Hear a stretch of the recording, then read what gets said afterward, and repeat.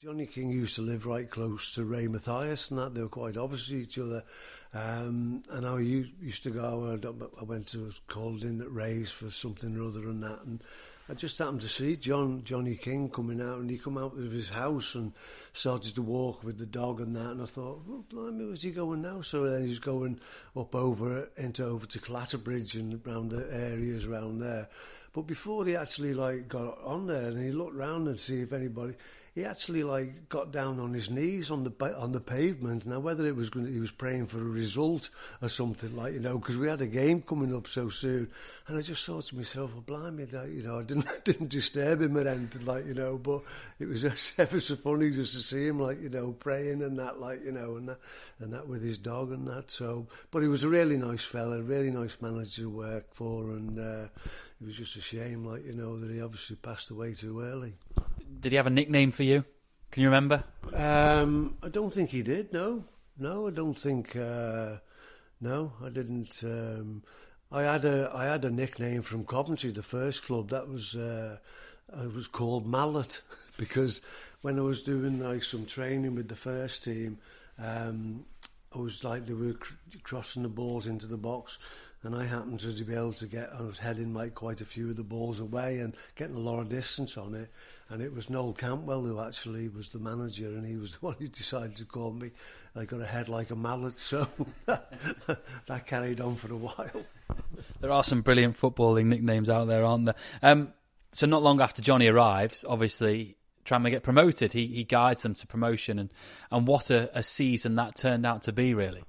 Yeah, it was. I mean, it was great. I mean, we were getting so many positive results, and there was a buzz around the place, and you really felt that this was going to be the season that something was going to happen, really, as well. So I was really pleased as well because at the end I'd contributed, a few of the goals as well, especially there was one at Stockport County where it was quite a vital game for us then, and I managed to win a header and that, and we went on to win from that game, and I think that was the time that we actually it resulted in we were promoted.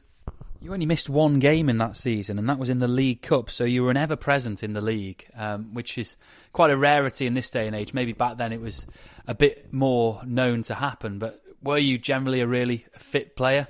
Yeah, I mean, I managed to. I mean, I was always trying my best in training, and always trying to keep as fit as I could.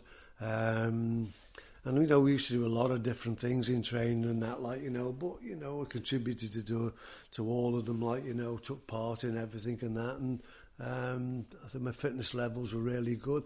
I mean, when I started at Coventry,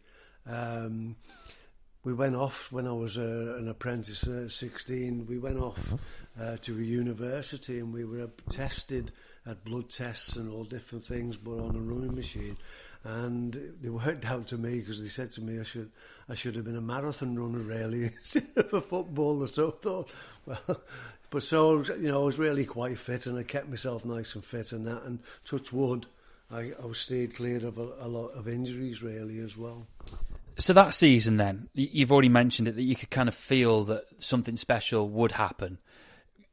Was it like it is in this day and age with momentum building and the excitement that you get from the local community when it's apparent that a promotion is possible and you can kind of feel the positive atmosphere around the place? Yeah, I think, obviously local people and that, we managed to see one or two people that used to go to the games, and they're just so excited and really positive about things that season. I mean, they just felt as if the team had sort of all come together again, and we're going to make rapid strides and obviously get promotion that season. I'm looking at some of the players that are in that team as well. I mean, we'll get obviously onto your best 11 later, but these are names who are absolutely synonymous with Tranmere past. Ronnie Moore, the other Les Parry is in there. Mark Palios, obviously now the owner of the club. Steve Peplow, Bobby Tynan, Eddie Flood's in there. I'm probably missing some out, but Ray Mathias is another.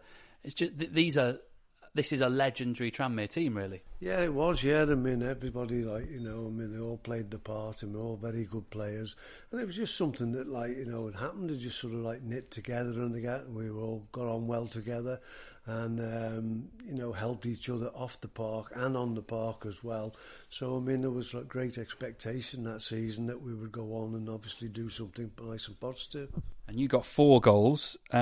I mean, they all appear to have come within about the last 15 games of the season, including, as you mentioned, the first in the 2-0 win over Stockport, and then you got the first in a 3-3 draw against Bradford on the final day of the season. So, obviously, a big goal scorer for the big game occasion. Yeah, I was also good at doing own goals as well. I've got like an own goal. We had a game that was like the only game that was on telly the whole of the season, and I happened to like lob Dickie Johnson. Is this the Chester game? I was going to come on to that one at one point. Yeah, so yeah, I mean, obviously, I mean, going up for set plays and stuff like that, I just like, you know, did my best that I could. Like, you know, unfortunately, like, you know, I'd managed to get on the end of a few crosses and scored some goals. I've got to mention the Chester goal then. For those who haven't seen it, it is marvellous. And when I did mention to one particular person, Nigel Adderley, that you were coming on, he did say, you've got to talk about the Chester goal. Misfortune that it was the only one filmed that day, I guess, but it is a moment that's gone in folklore. Yeah, I think it was the only game that we had on, you know, in that season as well, like, you know, and obviously then, like, you know, people he said, oh, I saw that your goals on being on television and all this, and pity it wasn't like, you know, a positive one, like it gave us the lead and that, but as I say, I mean, it was well, I can describe it as it was a bit of a difficult conditions. It was a bit icy, and that Dickie Johnson started to run out, and then he was like a dog on lino, then trying to turn round and get back, but I just like lobbed him and that was the end of it. So back to that season though, because I can't remember what season that goal was actually in, but can you remember how you may have celebrated going up? Was it as wild as it would be now? Yeah, it was. Yeah, I mean, we just we actually, like, I think it was at Stockport. We'd actually, like, I think that's what that after getting that result was then we were definitely going up and that, like, you know. So I mean, on the way back from there, I mean, obviously we'd stopped and we'd got 1 or 2 refreshments and stuff like that. So yeah, it was really a nice journey back, and just, I mean, as to say, it just sealed the promotion for us, and it was a great event for us.